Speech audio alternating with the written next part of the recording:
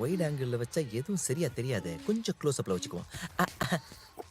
சந்தியா, இந்தா இன்னும் கொஞ்சம் குடி. நான் போயிட்டு ஒரே நிமிஷத்துல வந்துடுறேன். கலக்குவேன் கலக்குவேன் கட்டம் கட்டி. இன்னும் கொஞ்சம் ஜூம் போய்க்கலாம். இது ஓகேன்னு நினைக்கிறேன். எங்க காணோம்? என்னது மாத்திரை கலக்குனது அவ குடிச்சாலா இல்ல நான் குடிச்சனா? ஏடா கூடமாவே தெரியுது. என்னடா இது? நேர்ல தெரியல, கேமரால தெரியுது.